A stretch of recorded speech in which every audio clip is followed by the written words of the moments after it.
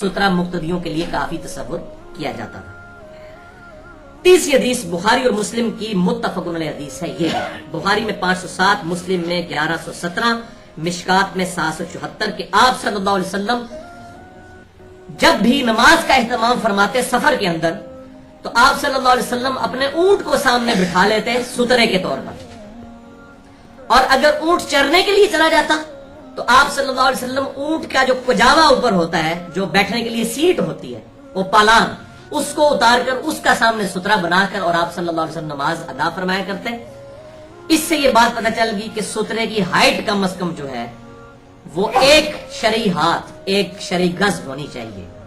اتنا تقریباً وہ پالان اونٹ کا جو ہے کجاوا ہوتا ہے، اتنی ہائٹ کا، یہ 1.5 فٹ بنتا ہے۔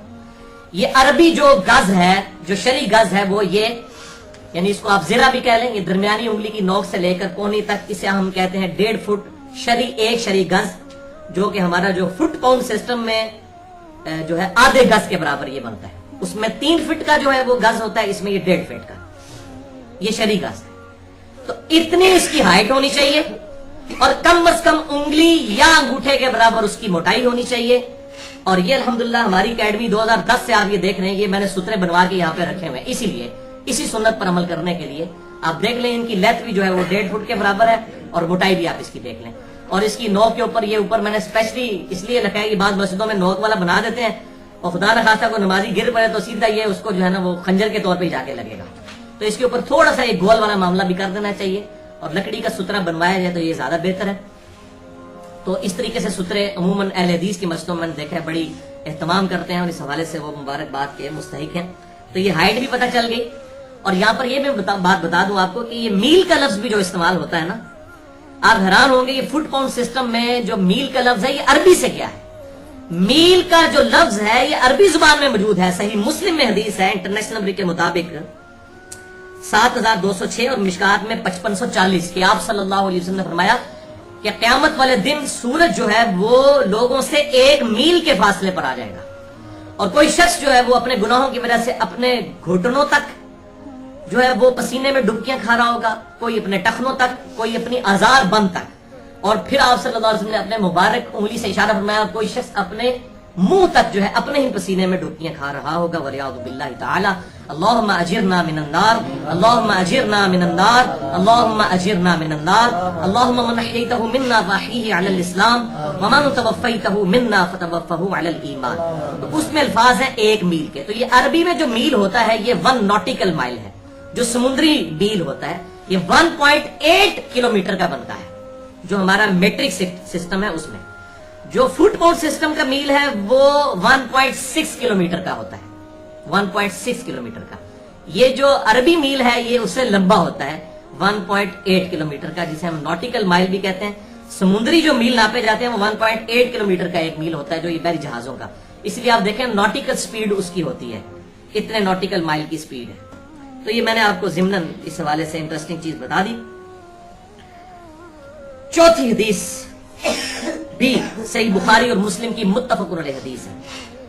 بخاری میں 509، مسلم میں 1129 اور مشکات میں 777۔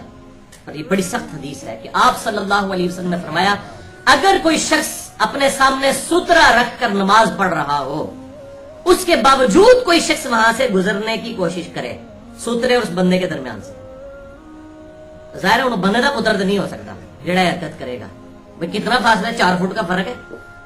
تو آپ صلی اللہ علیہ وسلم نے فرمایا کہ اس کو روکو، یوں ہاتھ کے اشارے سے۔ آپ ابھی عرب میں چلے جائیں نا، عرب کے ملکوں میں، اور بڑا اہتمام کرتے ہیں، گزرنے نہیں دیتے کسی کو۔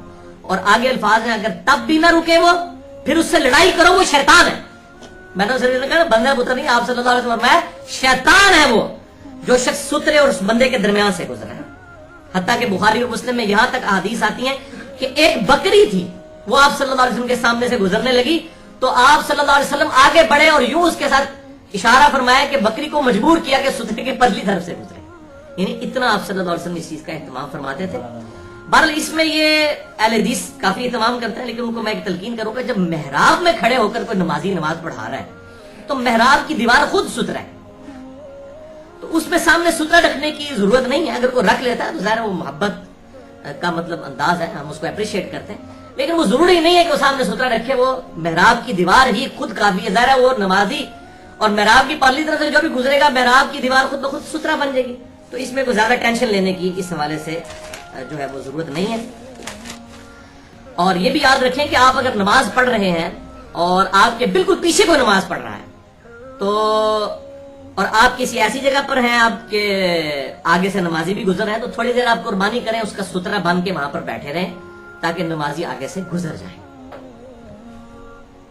اور اگر آپ کسی ایسی جگہ پہ سامنے سے نمازی نہیں گزر رہے، یعنی پہلی صف میں آپ بیٹھے اور دوسری صف میں کوئی شخص لیٹ ہے اور آپ کے پیچھے ہے اور آپ اگر ایگزیکٹ اس کے آگے بیٹھے ہیں تو آپ دائیں یا بائیں کھسک جائیں تو اس میں کوئی گناہ کی بات نہیں ہے. یہ نمازی کے آگے سے گزرنا شمار نہیں ہوگا. نمازی کے آگے سے گزرنا یہ ہے کہ یہ سترا پڑا ہوا ہے یا آپ سترے کے درمیان سے گزر رہے ہیں نعوذ باللہ، تو آپ یہاں سے گزر کے تو دوسری طرف سے نکل جائیں، یہ گزرنا ہے. اگر یہیں کوئی بیٹھا ہے سترے کی جگہ خود بیٹھا ہے دائیں بائیں کھسک جائے تو اس میں وہ آگے سے گزرنا شمار نہیں ہوگا. اور عموماً میں نے دیکھا ہے کہ حرمین شریفین کے اندر لوگ اس چیز کا اہتمام نہیں کرتے. ایون میں تو بڑی کوشش کرتا ہوں، میں تو ستون کے بغیر نماز ہی نہیں پڑھتا تھا وہاں پہ حرمین شریفین کے اندر، اور پوری کوشش کرتا تھا. ایون مطاف کے اندر بھی جب طواف کے بعد 2 نفل پڑھنے ہوتے تھے، واحد میرے ساتھ تھی تو میں اس کو سامنے بٹھا لیتا تھا کہ تو سامنے بیٹھ جا. بخاری اور مسلم میں موجود ہے حدیث کہ اما عائشہ کہتی ہیں کہ حجرہ اتنا تنگ تھا، میں سامنے آپ صلی اللہ علیہ وسلم کے لیٹے ہوتی تھی اور آپ صلی اللہ علیہ وسلم نماز پڑھ رہے ہوتے تھے. جب سجدے میں جانے لگتے تھے تو آپ صلی اللہ علیہ وسلم میرے پاؤں کو ٹو دیتے تھے، میں اپنے پاؤں سمیٹ لیتی تھی، آپ سجدہ کرتے تھے. تو اس سے بات بدلی اور عورت سامنے آ رہی ہے تو کوئی مسئلہ نہیں ہے. بعض لوگ اسے مایوس سمجھتے ہیں. اور امام بخاری نے اس حدیث کو وضو والے چیپٹر میں ملا کر امام شافعی کا رد کیا. ان کا موقف تھا کہ عورت کو ہاتھ لگانے سے وضو ٹوٹ جاتا ہے. تو یہ جو لوگ کہتے ہیں نا کہ امام شافعی کے مقلد تھے امام بخاری، تو ان کے لیے پھکی ہے کہ اگر وہ مقلد ہوتے تھے تو اڈیار انے ہوتے، امام شافعی نال اختلاف نہ کرتے.